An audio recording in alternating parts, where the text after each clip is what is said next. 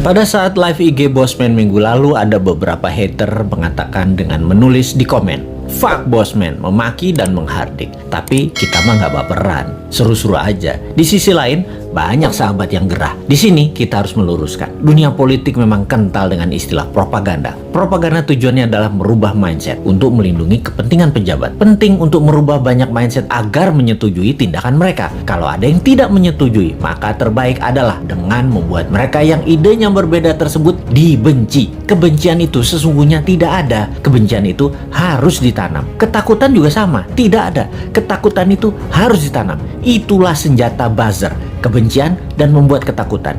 Itulah tugas pelaksana propaganda yang dalam hal ini adalah mereka-mereka yang menamakan dirinya buzzer rupiah, yaitu mereka yang dibayar oleh pejabat untuk menyerang musuh-musuh politiknya. Tugas utama buzzer sekali lagi adalah mendengungkan kejelekan orang yang mengkritik tanpa solusi, tanpa niat memperbaiki. Sementara kaum Newman jelas niatnya memperbaiki bangsa yang utama. Gayanya nyeleneh, tujuannya untuk mendapat perhatian. Sekali lagi, nyeleneh, lucu, koplak, tajam kalimatnya, tujuannya satu, agar dapat perhatian. Tapi kalau mental pejabatnya tipis, ketakutan, insecure karena jabatannya takut hilang, telinga tipis, emosi tak bisa jaga dan tidak dewasa, kritik segar bersolusi dikirimkan para newminder, bikin hidup pejabat gelisah dan sengsara. Makanya panik mereka, ditugaskanlah pasukan buzzer yang jumlahnya 20 ribuan untuk menjadi pelindungnya. Begitulah kalau pejabat terdiri dari orang-orang yang tidak beriman, berlindungnya pakai buzzer, bukan pada Allah. Menanamkan kebencian itu program mematikan lawan politik. Ada sih sebenarnya dalam buku putih propaganda yang banyak diajarkan di akademi-akademi militer. Newman itu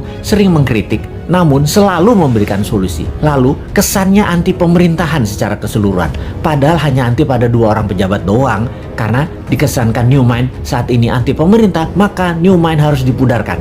Siapa yang melakukannya? Yang melakukannya adalah penggemar pejabat penguasa saat ini yang kebanyakan berciri-ciri, yaitu minoritas orang tajir beragama minoritas. Nah, kalimatnya ya, maaf kurang ajar ya, tapi saya nggak mau basa-basi. Atau yang mayoritas latar belakangnya namun terkena propaganda yang akhirnya tidak menyukai sisi seberang yang di framing jualan agama ke Arab-Araban plus dibungkus budaya Arab. Maaf, sekali lagi kalimat Bosman ini kali ini vulgar. Daripada basa-basi mendem-mendem mau realitanya gitu. Jadi begitu berhasil menggiring opini yang menganggap Bosman anti pemerintah, maka otak bawah sadar banyak orang digiring lagi oleh buzzer, digeneralisir. Bosman itu oposisi, pendukung kadrun, dan pendukung partai kalah perang, Demokrat dan PKS. Cara kerja buzzer menggiring opini masyarakat memang begitu dan berhasil hingga saat ini membelah bangsa Indonesia menjadi 2. Sangat berhasil.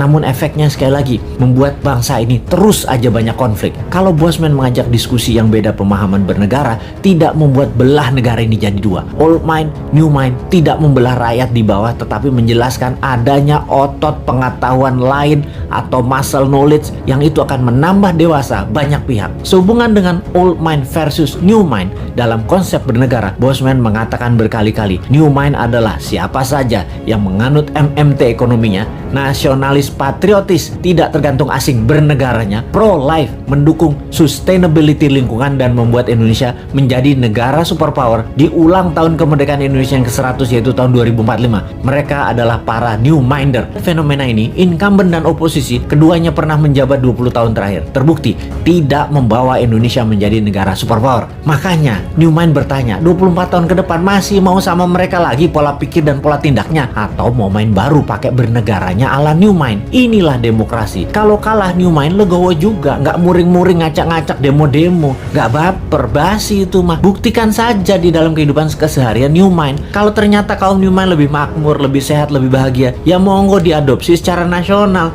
Kita mah asik-asik aja. Jadi misi bersama jangka pendek kaum new mind adalah mempromosikan konsep ini ke 250 juta saudara sebangsa dan setanah air. Jadikan bahan diskusi, rembukan secara masif, dan akhirnya kesempatan itu akan dibuktikan di kotak suara tahun 2024. Kalah menang bukan masalah, itu demokrasi. Pertanyaannya sekarang, bagaimana caranya 250 juta orang mengenal dan memahami konsep new mind dalam waktu cepat? Urusan suka nggak suka itu nomor 2. Yang penting masuk dulu dan difahami. Ada saran nggak ya supaya new mind bisa sukses?